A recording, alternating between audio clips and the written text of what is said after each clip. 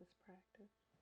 Nah, this is So live. you was saying it was practice. We already Wait a practiced. minute. Okay, then don't. Can you not? Can you No, stop? look, just Okay. Well, relax. tell me Listen, that this is the one and I'm ready. this the one. This the one. It's Okay. okay. It's the one. I ain't even done the introduction yet.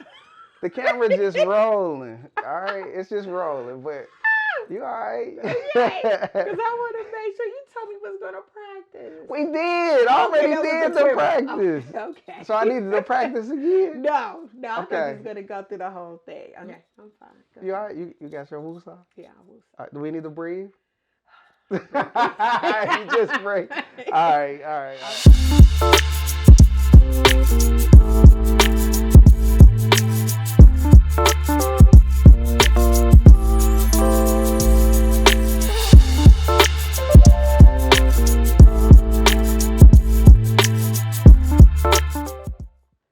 This is the Headshot Happy Hour. The Headshot Happy Hour is my contribution to community. It's my way of relaying to the public what people are doing in the community that is impactful to the community. So whether it's social, whether it's physical, spiritual, whatever, whether it's entrepreneurial, the Headshot Happy Hour is intended to expose the community to great things that's going on in the community. So I'm sitting here with Ivye Gardner. Ivye is a behavioral health expert. She's been practicing for over 20 years. Is that it? Over 20 years. So, first of all, how are you today? I'm good, thank you. You good? Are you ready for this interview? Yep. So it's not so like when people think about being on camera and they think about having an interview per se. Yeah. It's just a conversation. I mean, it's no different than the numerous conversations that we had, which prompted me to find you so interesting and to want to interview you. You know what I mean? So first of all, what do you have going on? What is your mission? What is your thing? What is that thing that makes you you? Okay. Well, currently I have two companies. The first company is Ivy Marie Healing Journey Institute. I got you. Okay. Inside of that company, we provide like workshops, seminars, and also motivational speaking and professional development training for individuals that are working in community with individuals that are dealing with mental health and addiction issues. Nice, nice, nice. So when people find out you're a therapist, how do they perceive you? Um, Initially, or whenever I go like to meetings that require like a treatment team type meeting, a lot of times I find myself being the only person of color in the room. And when I am referred to as the client's therapist, you can definitely see visual shock on the face. So even with people of color as well sometimes. So. So do you have a specific target audience or a target market, like age, culture? So, not only with the Ivy Marie Healing Journey Institute that I spoke about, but the second company, which is Reposition Recovery Services, is a community behavioral health center where we provide individual therapy, family therapy, group therapy, and case management services. So there, the youngest client that we see will be 5 years school age and up. So it's adults, children, teenagers. That's dope. What is what's your background and what makes you qualified to run a behavioral health Okay. facility? So I have over 20 years of experience in the social service field. I'm a licensed social worker with a bachelor's in psychology, a master's in social work. I became licensed in 2008. And so with my many years of experience, that pretty much, gave me the insight and learning and the skills to be able to run a community behavioral health center. Got you. So you have let's see, so you're dealing in a couple different parts. So not only are you dealing on the therapeutic side of things of helping people to heal, but you also a business person. You got to be a business person in order to run a facility. Yes. So what lessons have you learned in that? You know what I mean? Yes. What lessons have you learned? Yes. And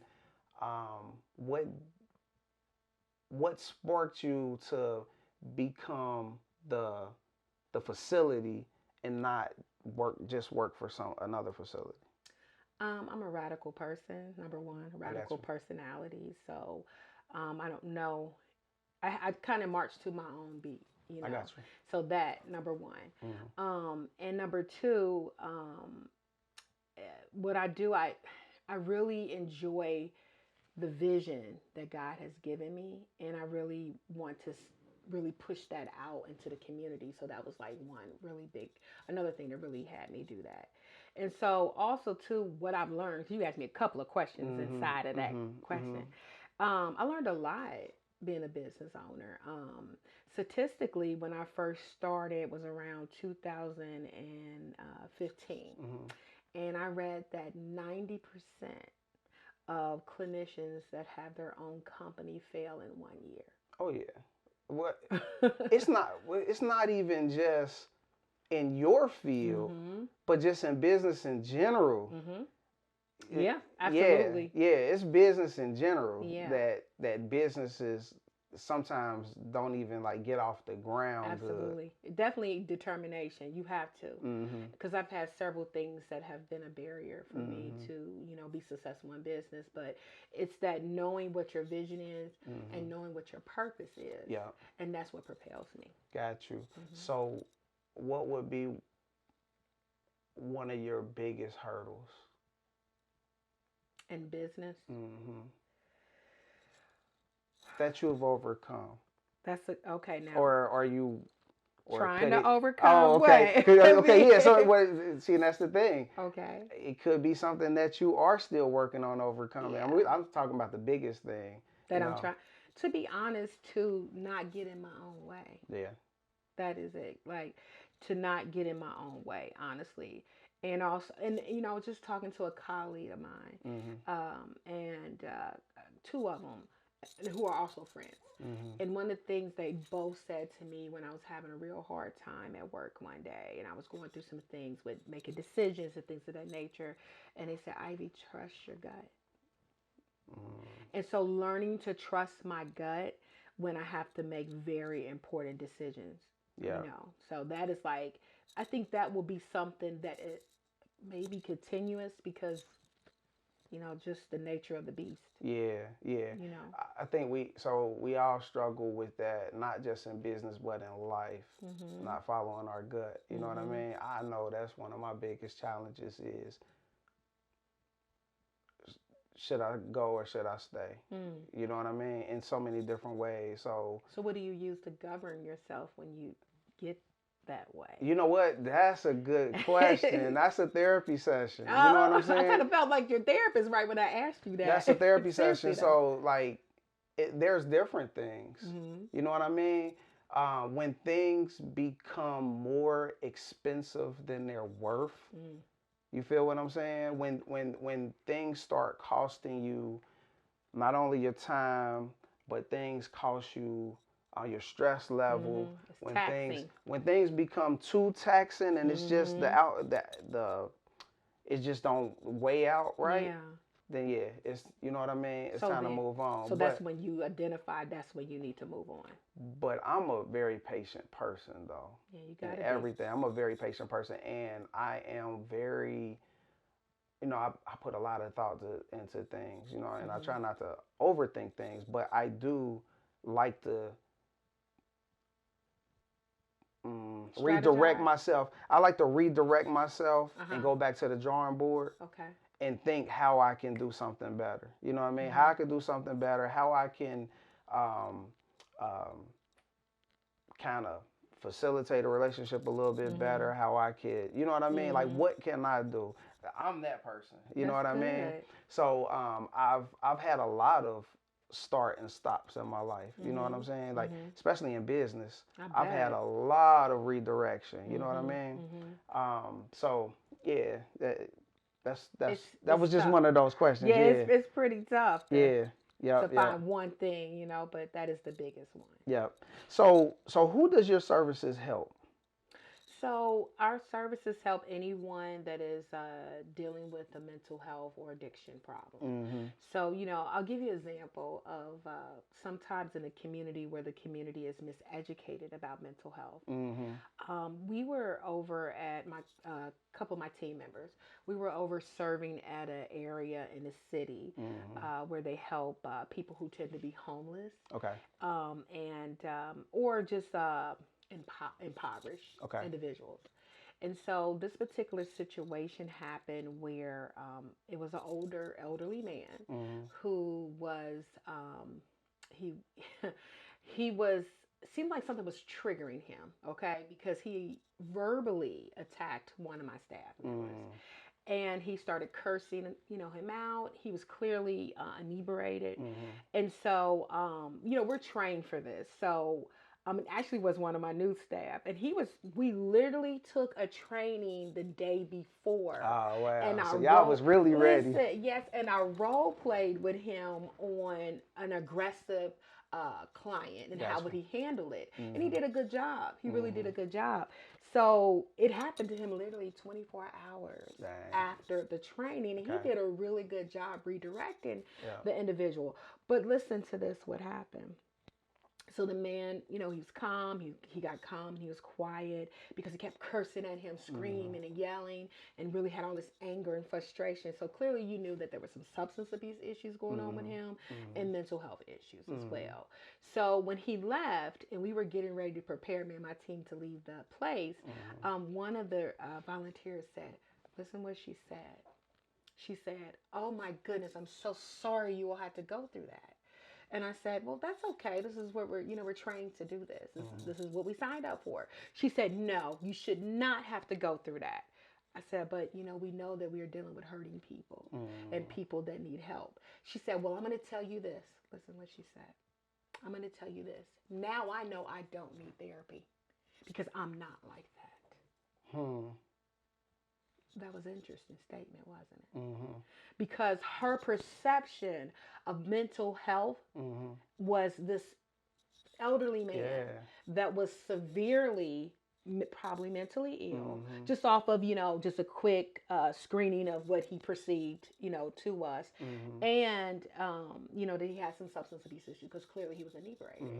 So she thought she doesn't need therapy because I'm not that. Right. So this is what we're combating against in the community, that people think this is one way to what mental health and addictions look like. Gotcha. And so this is why we're here. We're here to train, to equip, to teach people like, no. You can have some simple anxiety, and be a CEO of a company. You can have some depression and be a mother in a home that, a stay-at-home mom. Mental health does not, or substance abuse does not discriminate. And so this is the big part of why we exist in the community. Nice. That's it. So that's one of the biggest misnomers that we have as a society, like you just said, is it's not me. Yeah. Because what we picture as mental health does not look like what we identify with. But Absolutely. we all got our things, like Yes. you know what I'm saying? Absolutely. Man, I got you. Absolutely. I got you. So okay. So do you have a severity to the therapeutic service or the, I don't want to call them they're not patients, are they? I mean, it depends on what company, what they decide to call them, but we call them our individuals either person served or clients. Nice. Okay. So do you have a severity of level mental health? Yeah, level. So at this point in time, our organization, like the man that I described, we would not take a client like him due to his severity. He needs probably detox. Okay. So, no, we won't take someone who, need detox at the moment. We're getting, we're preparing our services eventually. It's definitely in the strategic planning of the company to eventually go that route. But at the time, we do not take severity like that. So more so, people that we take clinic are more outpatient, who Okay. can take outpatient services.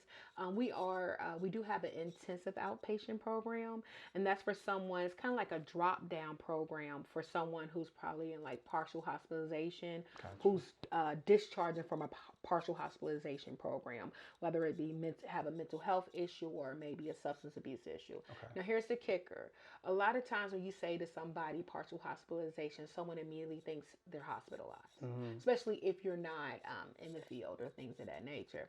But I like to clear that partial hospitalization is someone is actually going into a program that requires probably Monday through Friday all day, Okay. like a working hours. Yeah. That's more intense services like that. So you're not inpatient. It's outpatient services that's more intensive. Okay. So almost like workshops throughout the day to help. Yes, a Okay. lot of groups. So they Okay. have a lot of groups, and individualized services as well. Okay. In a partial hospitalization. So one who is has transitioned from that, that's what the intensive outpatient program is for. Okay. And that typically looks like someone having about 9 contact hours of services that are typically separated in 3 days a week. Okay.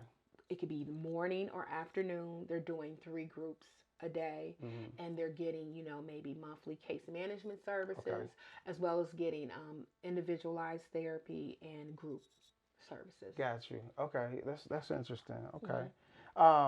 So what is your stance on the stigma around mental health?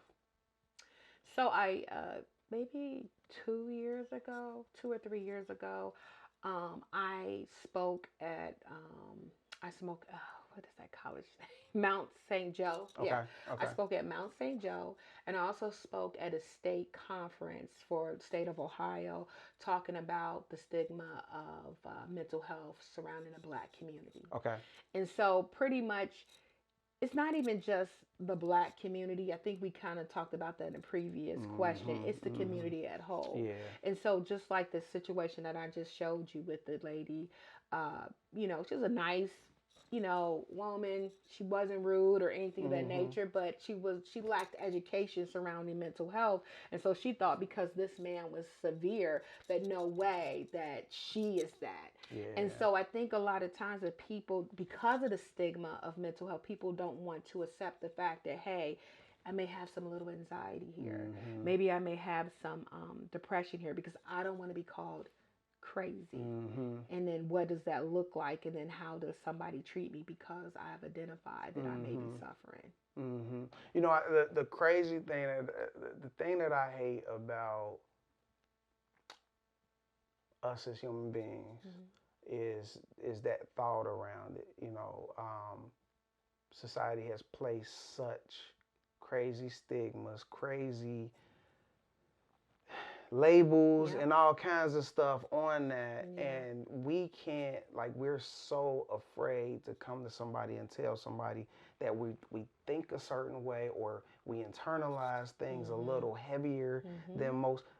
But the thing about it is, who is it to say that you suffer from this more than somebody else? Absolutely. Or you know what I mean? Absolutely. You won't know unless you put it out there and say, yo, sometimes I think about, I obsess over things longer than, and it kind of paralyzes me. Like I can't move on certain things. You know what I mean? It affects everybody. It affects our relationships. It affects everything. Absolutely. You know what I mean? Absolutely. So that's why I found it really important to have these conversations. And your company won't be the last person that I speak about this. Good. Because I know that every professional has a different approach, and the conversation needs to be had more and more. Absolutely. You know what I mean? So what you don't say in this interview, somebody else may say. Yes. Then you can take it back and adopt it, or you know what I mean? I think that that's important. Not only that, just having the conversation more and more in general within relationships, within households. Yes, absolutely. Makes it easier for people to be able to come out and talk about it. Well, and I think they were doing a better job in society, because now they're allowing schools to have therapists come Mm-hmm. in and be able to talk in the schools and Mm-hmm. be able to work with the kids in the schools. And I think after COVID we kind of had like this big up, everybody kind of got, alerted like, oh, I'm not doing well with this situation that's going on with Mm-hmm. COVID. So, we found a spike in getting clientele when COVID happened. So I think Mm-hmm. people are really becoming a lot more open than in the past about Mm-hmm. mental health and really getting treatment for it. But you know what I think that it happened. So COVID done a lot. It Mhm. done a lot negatively, but I Mhm. think it did even more positively in that people had time to sit around Mm. and absorb information. They Mhm. had time to sit around and be creative. That's why podcasting just Just blew the blew heck up. up Yeah, it within the did. last couple years, Yep. right? Mhm. Because there was a lot of tools out there where Mhm. people had to communicate, and then Mhm. it sparked. There was a conversation among some friends who could not see each other physically, Yeah. and some things came up, and because it was recorded, it could be played Yeah. back, and then That's it got true. the statements and the sound bites Mhm. that happened from a lot of those That's true. just sparked people's minds and was Mhm. like, yo, we need to talk about this stuff more often. Yeah. We don't think so. A lot of the conversations we have, we don't think how great those conversations are, and Absolutely. how much information really comes out of those conversations. A lot of times we just talking, Yeah. but when you're able to play it back and hear it, there's some profound things that are being said. Do you, I don't know, because you're really into listen to podcasts. It Hmm. was one of them podcasts with those, I don't know if they're NBA player, football players, that they have their own podcast. Yeah, you probably. I don't want to say their name because they ain't giving me no money. Oh, no, no, no. We ain't got, But, you ain't got to say but their I know name. you're talking about But they football players. yes, Yeah. so they had one guy that was on there who used to play football. I think he used to play football or something like that, or he still is in the Yeah, you're league. probably talking about I am athlete with I was gonna say their name, Well, I but mean, Brandon Marshall was one of the. I know that name, but Hmm. they had a guest that came on, and they were talking to the guy. He was I don't know, one of the sports guys or whatever. And they were talking to him, and he just broke down and said that he stays in his home, and all he does with his children and and his family, Yeah. and he has no friends. And he thought that this was like normal, that he couldn't trust anyone. And Hmm. he just broke down how sad he was and depressed. Hmm. And it really showed, like, he thought he was okay, but he Hmm. knew he wasn't Yeah. okay. But he really verbalized what was going on with him. And what I love what they did was they normalized it, Yeah. and it made him feel like it's okay to have those feelings. So Hmm. kudos to them for having that conversation with him, Hmm. and how that blasted the airways for other people to see that there are a lot of us who are in vulnerable situations that may not even understand what we're dealing with, but let's voice what we're dealing with, and the need for, to talk more about mental health. The key that you just said was being vulnerable. Mm-hmm. So historically, men don't talk about their Right, feelings, right? right. I give kudos to any man who is able to do that Mm-hmm. too, because once again, if it's not stated, how will we know that anybody else deals with that? Right. And those gentlemen were able to make him feel comfortable and make it feel Yeah. normalized because they probably know some other people who Yeah. dealt with the same thing, or even Themselves, themselves. yeah. Can You see what I'm relate. saying? Can relate. The only way we can deal with an issue is if we bring it to the surface. That's true. And with me being a mother of four boys, I make sure that I try not to socialize my boys in a way where they feel like they can't communicate how they feel. I'm really big on saying, okay, if you, like, say for instance, they get into it with one of their brothers, well, what did he do? Yeah. Use your words and Yeah. tell me, what did he do? And I really do find that that type of instrument, doing that with my boys, it helps to improve communication with them being able to tell me anything. True. True. That's big. And that's very important. So we know that in adolescence and in very young kids, Mm-hmm. that type of language and those type of reminders are very important. You know what I mean? Mm-hmm. Because they can create a pattern of not vocalizing and saying, voicing who they are and how they feel, right? We're so used to bottling kids up and telling them to go sit down and hush up, quit crying and all of that. But then when they get older and we want them to do that, now they won't say nothing because we have created a pattern, or the generation before them have created a pattern with shutting them up and making them go sit down. Absolutely, we have conditioned them pretty much. I keep checking I got a timer going here. I'm my own producer and director, so I need to make sure we don't get none of this conversation cut off. Okay, so. You're fine. You're fine. But yeah, that is very important. So, man, did I get through all my questions? Dang, did you? I need to ask more questions. Well, I need to write more questions. So how much do you feel that generational trauma plays a role in families' mental health? Wow. That kind of goes to what we was just talking about with the young people. Right, absolutely. So you and I had past conversations about generational trauma. And a lot of times when people hear generational trauma, I don't think they really understand how medically that affects us. And so I kind of want to break that down in a short time. So, generational trauma is the actual trauma that we as our ancestors may have experienced. And due to their trauma that they have experienced, it has changed our DNA. Yes. How deep is that? No, that's real deep. Yeah, it has changed our DNA due to the trauma. Therefore, we will be experiencing the symptoms of their trauma, but have not went through that trauma, or probably have not went through that trauma. So that's pretty deep. So what does that mean in today's society? I even want to go as deep as go back with African Americans. And when you push back to slavery time and the trauma that, the slaves experienced, just think about the DNA that has changed where make us more susceptible to, different diseases, because a lot of times when you think about diseases, it comes from a lot of times the core can come from mental health issues that can affect our own organs. And so you could just think about, okay, these are the things that we have experienced. And I'll give you another example too. We see predominantly in the company, 85% of our clients are African Americans. Okay. Ooh, and 85%. I'm sorry, 90%. 90. Oh, 90%. Oh, that's really 90% are African Americans. 85% of them suffer from PTSD. Oh, I'm gonna let you go on with that. What we there's a stigma placed on what PTSD too, or what people think PTSD comes from, but it might not be what some people think. Talk to me more about.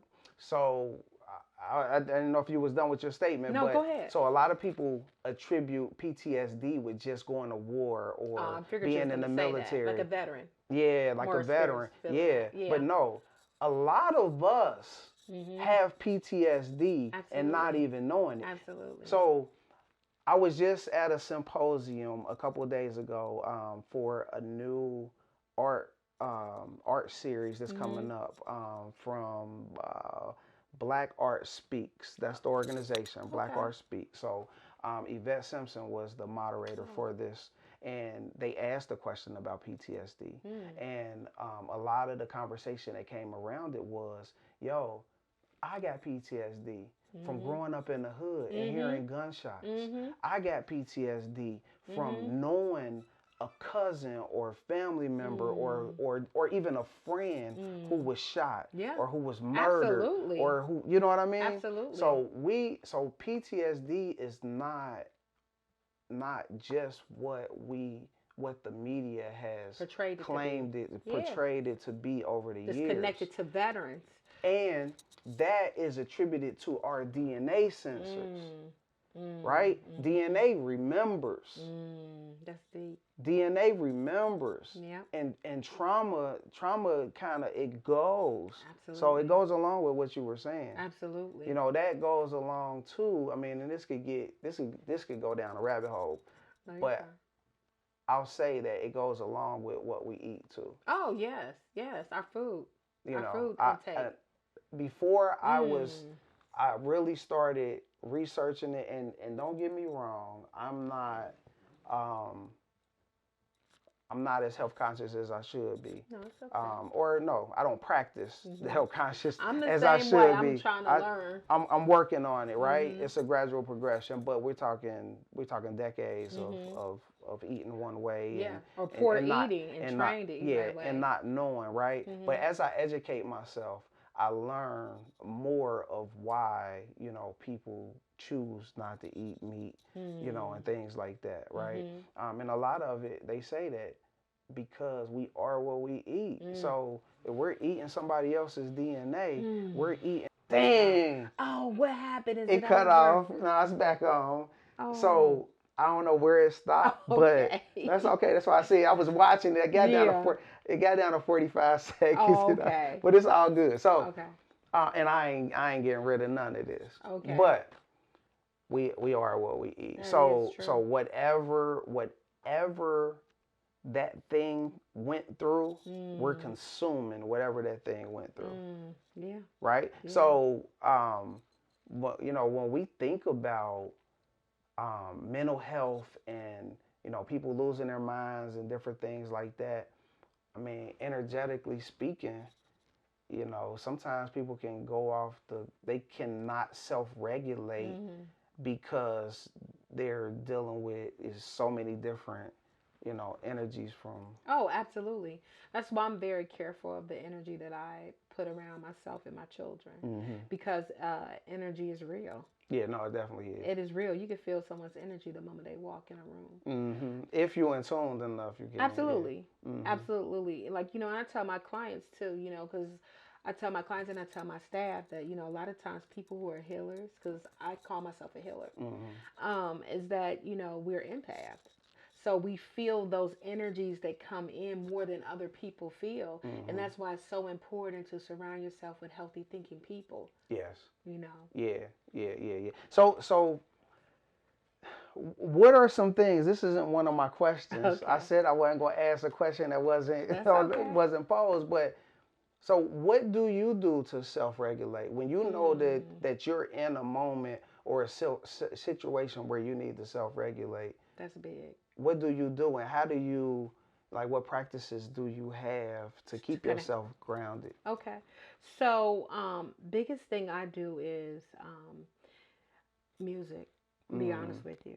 Music is really big for me. When I feel like I'm having a rough day or when I feel like, this is too much adulting, I'm be mhm, honest with you. I put on some real nice R&B music, or I mhm, really like to listen to Kenny G, be honest with you. And that Kenny G, like The Moment, he got one of his instrumentals is called The Moment. okay, That's my go-to. okay, Like I literally put on The Moment, okay, and The Moment brings me down. dope. And let me go a little deeper into that with trauma. With trauma, um, the top of the brain is where we problem solve. Mhm, That's they call it the top of the brain, mhm, problem solving. When someone has experienced trauma, the back of the brain where the amygdala is at, it shuts down. It goes into fight or flight okay, or freeze. When that happens, it does not allow you to get to the top of the brain to problem solve. So a lot of times when you're looking at young children who are still learning self-regulation techniques, and you're trying, or especially someone who's dealt with trauma, you're trying to say, little Joey, calm down, stop screaming, stop yelling. He can't get there. He can't mhm, get to problem solving because he has went into what? Survival mode. yeah, And so what helps a person get to the top of the brain to problem solve is what we call grounding techniques. okay, Grounding techniques are associated with self-care. okay, And so I just described to you a grounding technique and listen to certain type of music, because what we talked about music, we talked about energy. mhm, mhm, Music has a certain energy. mhm, And so that energy that I utilize when music helps bring me down so that I can be able to focus or take on things. Another thing that I do is self-care. In the morning, my mornings are my mornings. oh yeah, I get my sons out for school. uh-huh, I turn on my music I get in the mirror, I do my hair, I do my makeup, and I just enjoy myself. I do a lot of affirmations Okay. because it's really big. I deal every day with other people's energy, and I Mm. have to be very intentional on how I engage with them so Yeah. that I won't have bad energy when I'm engaging with others. Nice, nice. So a lot of people don't know about somatics. Hmm. And a lot of what you just described has a lot to do with somatics. Yeah, you know, I done studied a little bit. Yeah, Now, that's what's up. exposure is the new Okay. experience is the new currency, right? Okay, So that's I right. expose myself. Nah, I That's what's work. up. So I work with young people. Mhm. I run a youth program, Mhm. and I have a relationship with a company called The Well that does a lot of self-regulating grounding Oh, okay. techniques, and it's not it's a music therapy. So they Mm. have something called mindful moments, Mhm. which is a music thing, Mhm. but they talk a lot about the somatics Mhm. around sound Mm. and Very healing, important. Yes. right? So where does what you just described, where does somatics play in that? Well, it's the same thing. Like you're saying, sound. You Mm-hmm. understand? So you're having a certain type of energy that you are allowing yourself to listen to, and it Mm-hmm. creates a calming effect. Mm-hmm. And so that is one of the biggest things that I like to utilize because, I'm a mother of four boys who are high energy, Mm-hmm. and then I'm running my own company and things of that nature. And I wear so many different hats just in my life, like so many other people. Mm-hmm. It is so important to utilize these different techniques and what you are pretty much describing mindfulness techniques Mm-hmm. to utilize to kind of engage yourself in so that you could be able to take on the day, honestly. Mm-hmm. Nice. That's dope.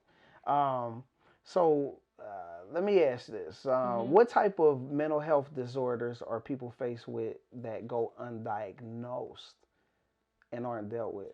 Mm. So, I'm going to tell you what's a really interesting one. Mm-hmm. Um, you may see, like, for instance, I think a lot of times people hear the word bipolar a lot, Yeah, and a somebody's lot. like, "Oh, she's She bipolar. probably yeah. He's bipolar." It's done It just, become a joke yeah, to a like degree. so many people are bipolar. But Mm-hmm. why? Why typically do people call other people bipolar? Why do you think so? What is your ideology when it comes to when you hear the diagnosis of bipolar? I think somebody was high or up in spirit, and then all of a sudden they had this crash and just had almost a different personality. That's what I think. So how long does it take for that to change? Could that be a flip of a light? That's what I'm thinking. So yeah, so that's the kind of like the miseducation of Mm, bipolar, okay. because bipolar is not like the flip of a light. Okay, I'm happy right now today, and then tonight I'm down. Okay. Bipolar is really, they call it bipolar because there's two polars, right? Hmm. So the one polar is depression, and the other polar that you have with the depression is someone who's more like euphoric. Okay. So a euphoric attitude. Hmm. These things take place within sometimes 2 week periods. Okay. So, for instance, 1 minute somebody can be what? Up and Hmm. happy, Hmm. and then you're real low. Hmm. Not an overnight thing. Hmm. So, a lot of times people may see family members or friends and say, okay, the switch of light, they're happy today, and then tomorrow they're not. No, Hmm. bipolar takes place. It's a certain amount of time that's in between that. And so Hmm. you either have someone has a really depressed mood for a periods of time, more than 24 hours, Okay. okay? And then they end up having this euphoric feeling.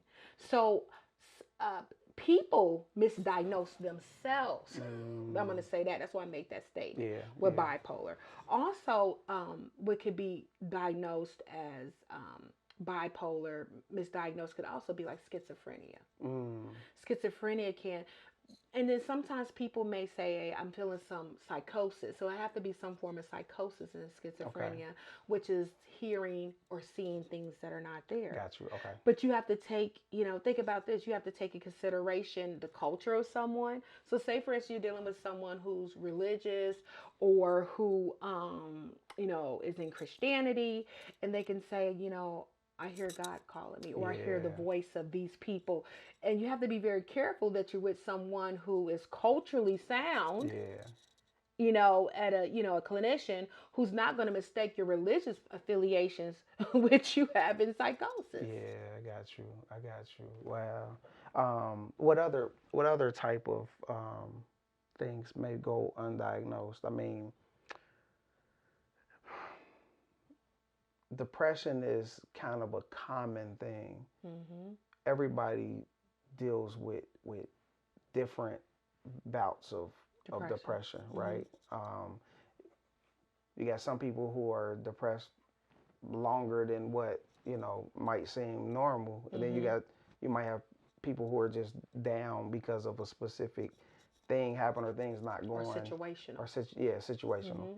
Mm-hmm. Um, is that I mean, how is that? I don't know the question that I'm Well, asking with let me that. help you out here because Yeah. I think I know where you're going with this.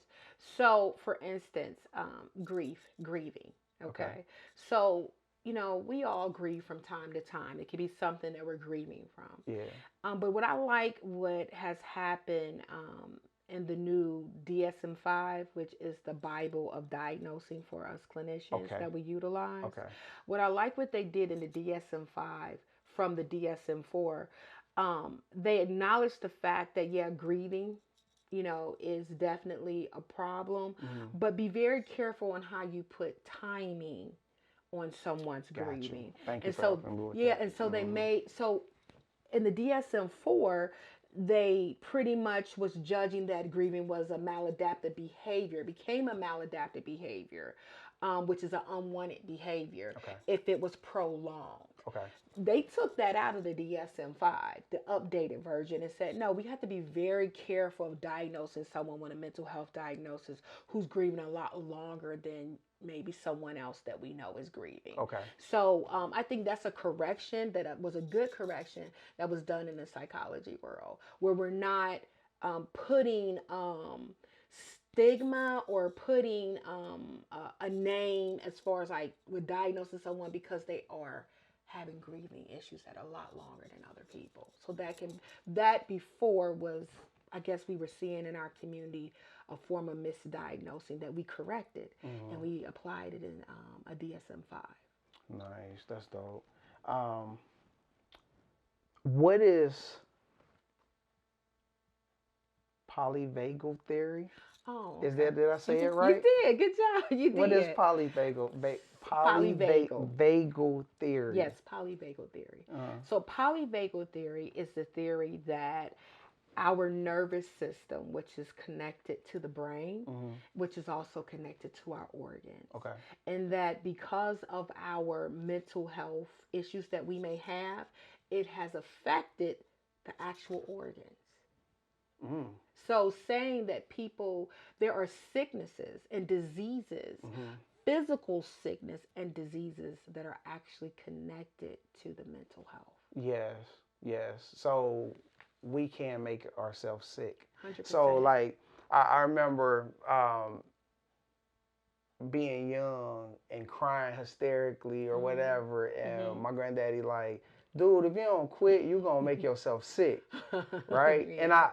and over the years, I've heard that several Mhm. times from older people, and never really understood what that was Mhm. until I started talking to people who were, in the mental health Yeah. space, and listening to podcasts, and Yeah. people saying like our thoughts can make us sick. Like we Yeah. can Absolutely.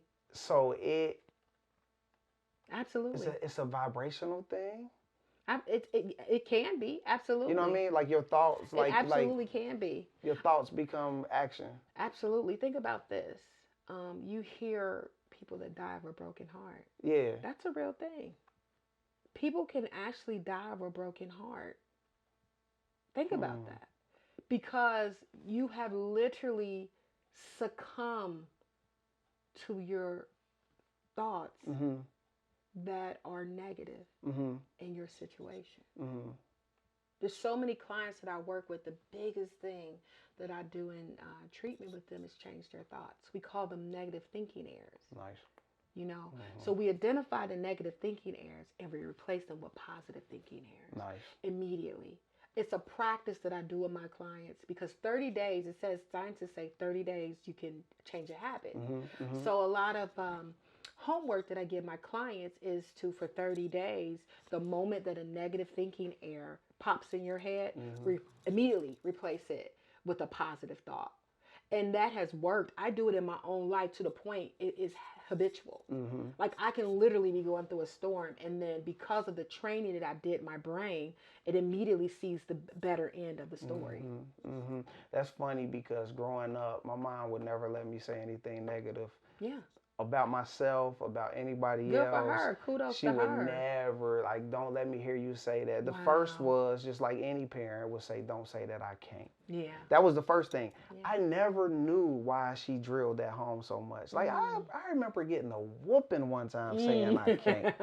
You know what I mean? She was big on it. No, she was huge That's on it, good. and she would not let even my mom did. Wow. My mom did foster care for 9 years, and she would not let any kid who came into her house say that they can't. Wow, that's And big. she challenged them on the things that they said that they can't do, Wow. right?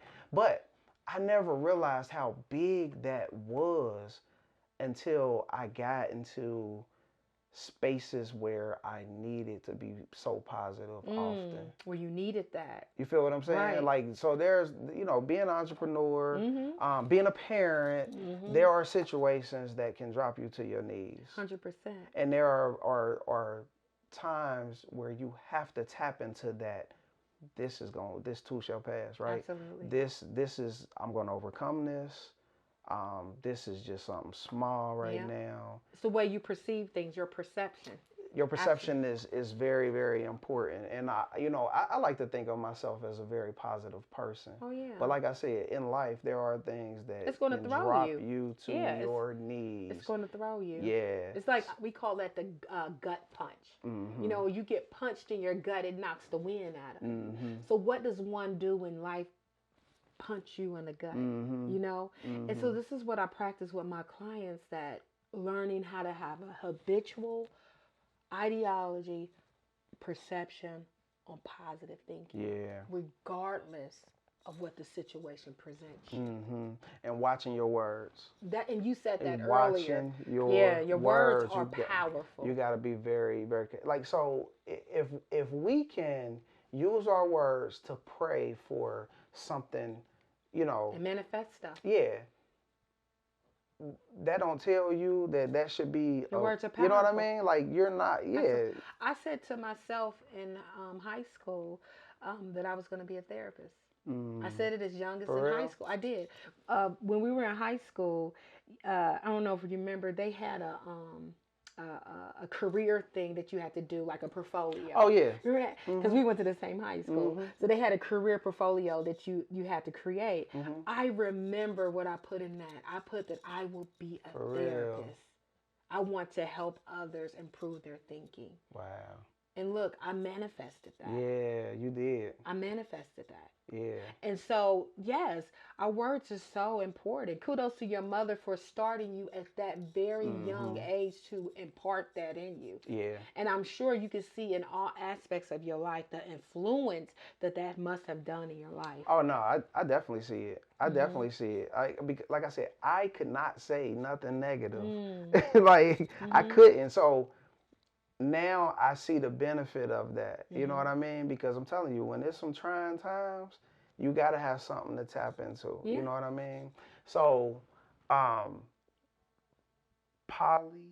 Bagel theory. That's dope. Yeah. That's dope. So your thoughts are connected. Your thoughts. Yeah. Yeah. Because the nervous system is connected to the brain, and all of that is connected to the organs. That's dope. That's dope. So what do you say to the part of society that play on the fact that they may suffer from mental health issues or even weaponize mental health? Okay.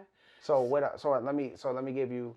We had this conversation and we talked about that. So when I say weaponize, there is a part of society who knows that they have certain disabilities and they play on those. Yes. You know what I mean? Yes. So not weaponizing it, meaning the reverse of somebody else. Well, I mean, but it could be even that. Yeah. But it could even be that where, a person knows that you have a certain disability or disadvantage and they play on, they skip over you or or you know what I Yeah. mean? They treat you a certain way Yeah. because they know. So Yeah. what do you say? What do you say to that part of society? So, Both sides. yeah, so we, just like we discussed throughout this whole conversation, psychoeducation. Mm-hmm. That is the biggest thing. Giving the public psychoeducation. Well, what is psychoeducation? Psychoeducation is for, especially for a mental health specialist, to start educating the Mm-hmm. society on importance of understanding mental health. What does it look like? How it affects you? How it affects our community? Like you said, we talked about that. We talked about manipulation, Mm-hmm. and I gave you a story about how, when in my younger years, how it was a client in a residential that did a lot of manipulation that created a barrier for me to work with him. Mm-hmm. Until my mentor told me, no, Ivy, manipulation is only a tool that someone uses to meet a need. Mm. So if we have that in our mindset to understand that, okay, they're only trying to meet a need, then, we can rethink our way of how we engage with that person, or be able to understand that person better, and then probably develop like a rapport or a relationship with that one to teach them how to utilize better communication channels that are more healthier. Nice, nice, and that could be used for kids and adults, Yes. and I mean, in fact, it should be used for kids and adults, Yes. because not just adults is dealing with these mental health Yeah. things. It affects us When we all. think about a kid, so an adult, even though even if they were raised and they created a pattern and a habit of playing off of their mental health, or not doing the necessary things to Mm-hmm. better themselves, or to understand it, a child is not where an adult is. Right. They are working on understanding what's wrong Yeah. with them so that they can be able to self-regulate, Yeah. right? Yeah. But it definitely starts the younger years, Oh, absolutely. because when we talk about adults, I mean, if they created that pattern of not doing it, they didn't want to do it in the first place. Mm. You know what I'm saying? Mm. But with a child, if we can start, the earlier we Yeah. start with educating And them and prevention those programs. around them, Mm-hmm. yeah, then they have a better chance of, Learning. yeah. Yeah, learning and changing those patterns. So Hmm. it's very Or not important. starting the patterns. Or not starting the patterns, Hmm. yeah. Hmm. And that's why it's so important, like when you have programs in the school that are talked about for like mental health. Hmm. Like a lot of times when I get families to work with, the number one person I like to work with is the head of the house. That's kind of sticky. But who is the head of the house? Who is the head of the house? Whoever has the most influence. Oh, got you. Understand? Hmm. Whoever has the most influence, or whoever the person can, who has the power, pretty much, because Hmm. influence a lot of It's times is power. power. Influence is power. Right. So whoever has that, because I know that whatever the head thinks, the body will go. So I like to tackle the head, which is whoever is the head. Do you know sometimes the head of the household can be kids Yeah, no, mentally? most of the time, because the kid, yeah, most of the times, yes. Yeah. Whoever in that family dynamic Hmm. is influencing the decisions of the family, I like to have that person as the client, because Hmm. I know I can, work with them to influence the rest of the family. Point. Here's a point of example. When Reposition Recovery Service, when we go into homes with families, and the QMHSs, we have QMHSs, we call them Quality Mental Health Specialists, who are All right. also case managers. Okay. When they go into the homes, or the therapists go into the homes, or they come into our office space, and we're doing well with the client, we get referrals from the mama, the sister, the brother, the Mm-hmm. cousin. Oh, can you bring my cousin in here? Because you know Mm-hmm. what? We a lot of times minimize the power of influence. Mm-hmm. Wow. Wow. Just think if you had that in every family, and they Hmm. had the opportunity to refer, or you know what I mean, or Absolutely. even have the opportunity to sit and have a conversation Yeah. about it. Yeah. Yeah. Because I'm telling you, I've had I've had family members come to us like, "Well, you helped my sister out. I really want to come and work. Can you all Yeah. work with us?" Yeah. I've had people who've been, dealing with substance abuse for years and been to several different agencies or several different interventions, and it just didn't work. And they're like, "Well, can we come and work with you, please?" And we have seen changes of people just because of the mere fact of one of their family members have gotten healthier. I call Yeah. that the proof is in the pudding. Yeah. Yeah. And it is. Yeah. I think when we take a step out to improve ourselves in different areas, it does influence, or at least it should. It depends on the mindset of the people who are viewing it. Absolutely. But for the most part, a lot of times when we take a step out to improve ourselves in certain areas, especially whether it's mental health or physical health, things like that, a lot of people do follow. Yeah. And it might be undercover. Yeah, you never know who's watching You you. never know who watching, and you will never know who watching you. Mm-hmm. Sometimes you will never know. Yeah. You'd be surprised. You'd be surprised. And that's also what we talked earlier in the conversation, energy. I had friend told me one time, energy do not lie. No. Mm-hmm. So it's once again your energy. What energy are you bringing into the world? Mm-hmm. And how much of that is affecting your mental health and others' mental health around you? Real talk. Yeah, I try. So I think that's very big. I mean, it's very big for me. And when it comes to friendships, working relationships, all kinds of stuff, that is very, very important to me. Yeah. That's very important Who to you me. connect with. Yeah, because it does affect you. You might not think it affects you. You might be the most positive person in the world, but you have something or someone with a lower vibration, or I won't even call it lower, but a frequency that's different than yours. Absolutely. It can bring you to that level. Yeah. You know what I mean? Yeah. There's this thing called an energy stick that is plastic, and you could see like the different like lights is like blue and green. Oh, for real? Yeah, and if you I'm gonna see if I can get it off of Amazon. But if you touch, say you have it and somebody else hold it, it shows you the actual energy that's exchanging between the other person. It's almost like the mood rings. Yeah. People always thought mood rings was just this, but no, it actually is a thing. Like it shows your mood for real. And that's how that energy stick is. Like you literally it's visible. Like say you and I hold it, it will show the energy that has been a change between you and I. I would love. I'm gonna check one of those out. See, I'm gonna look on Amazon and see if you can find it on Amazon. But I was thinking about utilizing it for a group to really kind of show like this energy thing is real, and what energy are you bringing into society? That's dope. And do you like the energy that you carry? Yeah, that's a big thing. that is. That's a big thing. Like, do you like yourself? Yeah. That's so when people ask that, do you like yourself? They really asking like, do you like how you vibe? Yeah. Do you like the energy that you are bringing to people? Yeah. Wow, that's dope. Yo, so look, this was a wonderful conversation, and we could keep going. I agree. But I'm gonna stop. But Okay. I have a question. So here's the question: if you had advice to give to the 20-year-old you, what would it be? I'm exhaling. I'm exhaling. That's a deep question. Because it really is. Because it's you could write a book from your age to 20. So much has happened. So much has there has happened probably since been it's 10 of yous since then, right? Absolutely. So what I would say to the 20-year-old Ivy is this. We started a conversation in the beginning about believing in your gut. You know, that having more understanding. I don't call myself religious, but spiritual, because I believe the difference between religion and spiritual is having a relationship with God versus the steps of religion, you know.